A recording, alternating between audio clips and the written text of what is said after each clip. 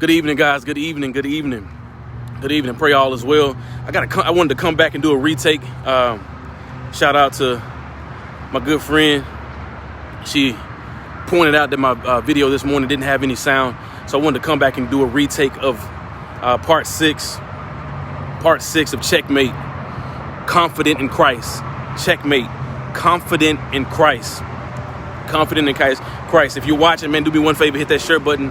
But if you didn't catch my video yesterday morning, it was complacent in chains. It says that Peter in Acts chapter 12, it says he was sleeping. It says he was chained up to two different guards and he was sleeping. And in the context, not saying that Peter was complacent where he was in that position, not saying that he had given up, but I refer to us sometimes as believers, non-believers, whatever you want to call yourself.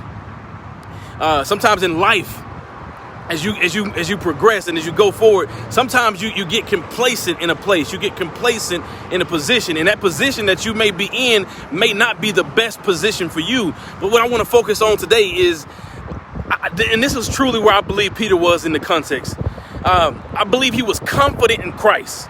Peter knew he had fought a good fight. He knew he was doing the right thing and proclaiming the gospel of Jesus Christ. So I truly believe that Peter was confident that if he did lose his life, if Herod did decide to kill him, if Herod did decide to take his life and he was going to go on to the next, that he knew what was next for him was going to be great. So even though he was asleep, even though he was sleeping, he was resting and he was in a place of bondage, I truly believe deep down in my heart that he had not given up, that he was still in the fight. So what am I telling you? I'm talking to somebody right now. I'm talking to somebody else right now. Man, wherever you are right now, stay in the fight. Remain confident in Christ. What does that mean, Marcus? Break it down to layman's terms. What am I telling you? I'm telling you, continue to pray. Continue to have faith. Continue to fight. Continue to grind. Even when your prayers do not elicit the response that you were looking for. The prime example is in the Gospels. It says that our brother Lazarus, a great friend to our brother Jesus, it says that he died. And it says that the sister of Lazarus goes to Jesus. And she's angry at Jesus. She says, why didn't you come? Why didn't you come sooner? Why didn't you come sooner, Jesus? If you came sooner, he would not have died. And I know they were praying for Lazarus, for him not to die. Well, guess what? It says that Jesus shows up on the scene, and he has the rock that was covering the tomb, and he has the rock removed, and he begins to speak to the deceased body of Lazarus, and he tells him to get up. People in the crowd were talking, and if you remove the stone, it's going to be a stench. It's going to be a smell.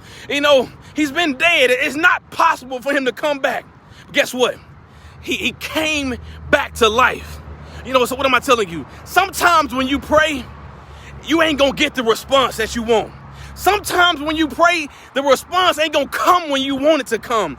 Sometimes when you pray, it just ain't going to happen how you desire it to happen, how you want it to happen. But don't stop praying.